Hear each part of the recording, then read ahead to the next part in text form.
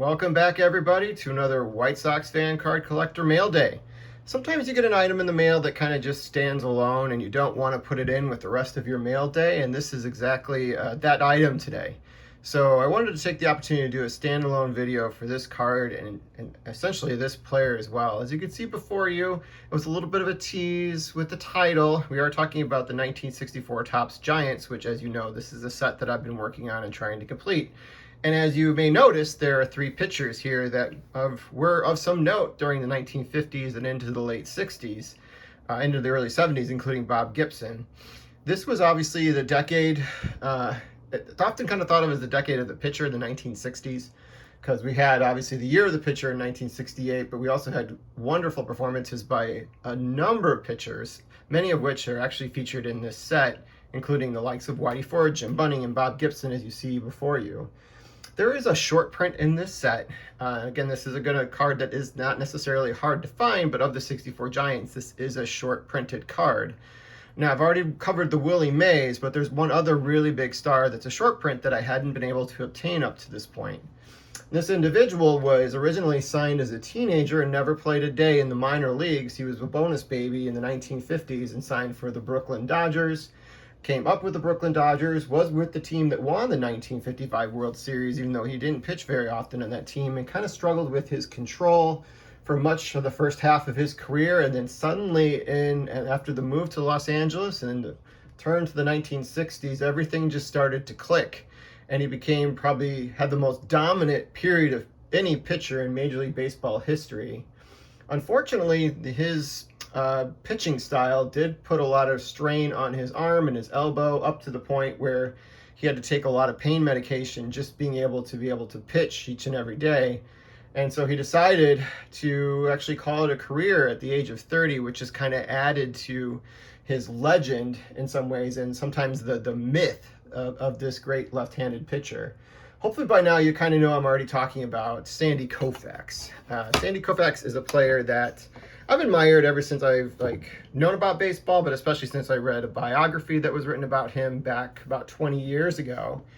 Sandy Koufax obviously is, of Jewish descent. That's also something that's kind of also makes him kind of stand out during baseball in the 1950s, because every major league team, or at least the New York teams, were always trying to kind of get a big Jewish star to be able to kind of capitalize on the large Jewish population within New York City at that time. And Sandy Koufax obviously fit the mold when he was actually signed by the Brooklyn Dodgers as a bonus baby.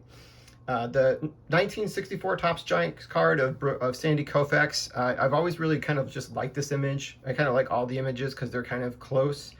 Up close pictures, you really can get a chance to see the player. They're not really action photos. They're stylized photos, but they kind of remind me of early Topps cards of that era, but also all the great photographs you kind of see of baseball players throughout baseball history up until about the point in the 70s, when they tended to be much more action-oriented shots in various publication and in cards as well.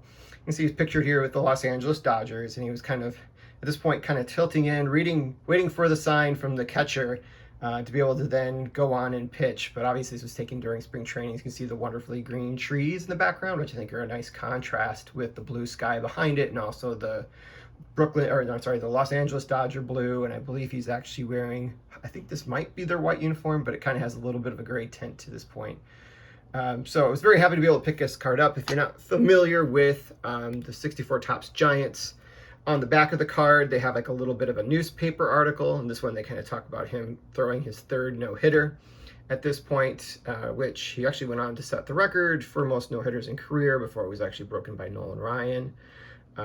So this back of the card is also kind of captured again in the 1971 Topps Greatest Moments cards. If you ever kind of look those up, they also have sort of that newspaper image in the background. So this is card number 3 in the set of 60. When I purchased this one, I was down to just 4 cards I needed, and I've actually been making a little more progress on that, so you can kind of look forward to that in a future video. Sandy Koufax, just wanted to kind of point out, just kind of read off some of his career accomplishments. He was a 7-time All-Star, MVP of the league in 1963, won 3 Cy Young Awards. He was part of 2 World Series winning teams, or 2 World Series MVPs in 63 and 65. He won the pitching Triple Crown 3 times, led the league in wins 3 times, was the ERA leader 5 times, was the strikeout leader 4 times, pitched the perfect game in 1965, and then pitched 4 other no-hitters.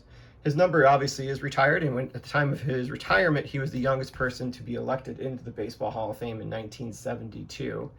And all this is really just from the points of the 1960s up until his retirement, because he was a really erratic and not a very effective pitcher during the 1950s. The Dodgers really struggled trying to find a way to be able to use him because his control was so erratic.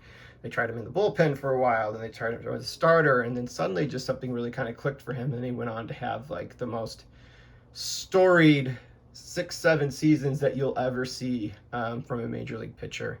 So I hope you guys enjoyed this card. Real short video. I'll be back soon with some other mail day items as I continue to get those in the mail over the course of this week. Have a great rest of your day.